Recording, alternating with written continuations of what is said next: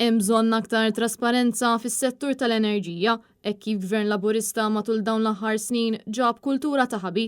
Dan kien il-messaġġ li wassal il-Partit Nazzjonalista f'konferenza tal-aħbarijiet li saret is-sibt filgħodu indirizzata mid-deputati Mark Anthony Sammut u Darin Karabott. Il-kelliem tal-Partit Nazzjonalista l-Enerġija Mark Anthony Sammut għal il-Gvern Laburista ġab miegħu kultura ta' ħabi u li matul dawn l-aħħar 9 snin kien hemm diversi agreements segreti li jinvolvu l-Electrogas u Sokar fejn l-aħħar ftehim moħbi kien propju żvelat ġimagħtejn ilu. Huwa stqarr li l-Gvern Laburista saħansitra gideb fil-Parlament meta qal il-ftehim ma' Sokar ġie diskuss mal-Kummissjoni Ewropea iżda kien żvelat li dan l-istess ftehim kien moħbi mill-istess Kummissjoni. Ir-reazzjoni tal-Ministru dwar dan il-ftehim kienet illi issa dan ġie terminat u dak kważi ma ntużax. L-ewwel nedda veru xejn. L-iskop tiegħu dan il-ftehim qdih għax mingħajru is-Sokar ma kinux lesti ibijaw il-gass lill-Electrogas u allura l-Electrogas ma kinux ikunu jistgħu jieħdu dan il-kuntratt.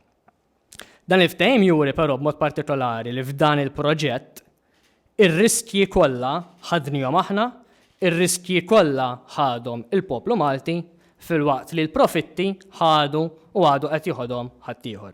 Min-naħa tiegħu iċ-Chairperson tal-Kumitat tal-Kontijiet Pubbliċi Darin Karabott qal li kien hemm dubji serji fuq kif ingħata dan il-kuntratt lil Electrogas meta din l-istess kumpanija diġà kellha diversi problemi huwa saqsa għalfejn inkissru r-regoli tal-proċess ta' kif jingħataw it-tenders sabiex tintgħażel din il-kumpanija. Barra minn hekk tkellem fuq x'kien il-ftehim bejn il-Gvern u l-kumpanija Electrogas li kien jinvolvi serq mill-flus tal-poplu Malti u Awċi.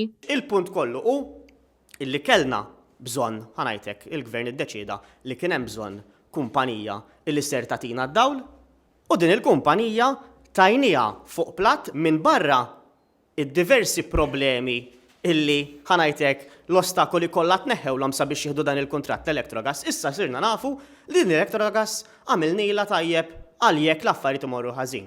U x'għamel dan il-Gvern għallus ma jidħol għal dil-biċċa xogħol. Però jekk l-affarijiet imorru ħażin u inti tkun se soffri xi telfew xi ħaġa, ma ġara xejn ta' hemm flus il-poplu Malti u Awċi biex jagħmel tajjeb għalik. Giulia Falzon għal Net News.